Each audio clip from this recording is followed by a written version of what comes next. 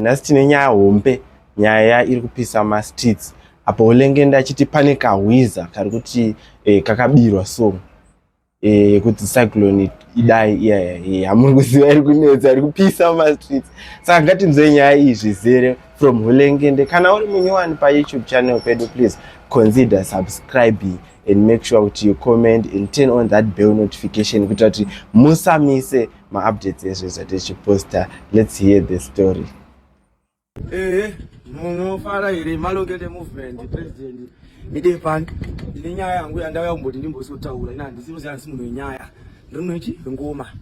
handizivi inini ndichinzi ndikutaura nyaya pazvinhu zvangu but ndaona akataipe kahwiza ichitaura kuti hanzi kakabirwa song yekuti Cyclone Tundai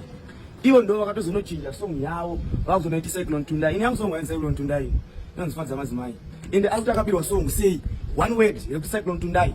watobirwa song uda kutrenda wadotanga kutsvaka mavidhiyo pops pamashops wadotanga kutsvaka song unobirwa song nani chati kuza ugone kutundisa kwacho saka usaimbe Cyclone Tundai waize usiyai futhi imbe Cyclone Tundai weziwa kana chimungo chacho wakatadza handimai yokunzi mukutadza kufadza madzimai waize saka nyararai waize unotora Cyclone Tundai usingagone kutunda tunda mvura 2 years tunda mvura kutora kuti chini wotobirwa song uraiti song ipi one word Cyclone Tundai inga yokaba wani kuti maure chinerera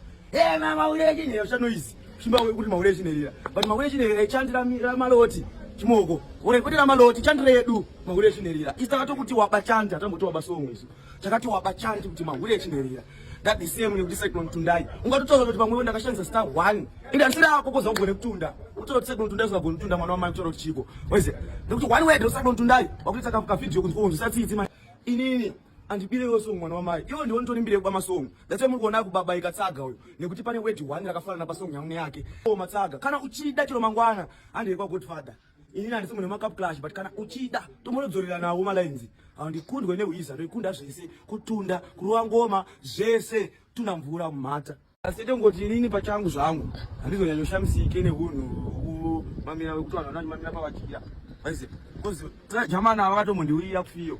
vachido ndirwisa vatohaya mamonya satamboti munhu anorwa neni waize kuti waize uzinanda munhu anomutora chimoko but anotorwa neni zvokusvika pakuti haina mamonya akutoya kwandiri vasvika mamonya pandiri ndamamonya aya kuda kuti ndarasa yatanga kuti handikunde kuimba pano handika zvikuimba zvikupinda papi uri kurwa chiko nemukoma wangu waize ukambona here hondo yemunhu asingafunge waize yekuda kuona kutsvagira mamonya mwana wa mai kuti unotsvagira nini mamonya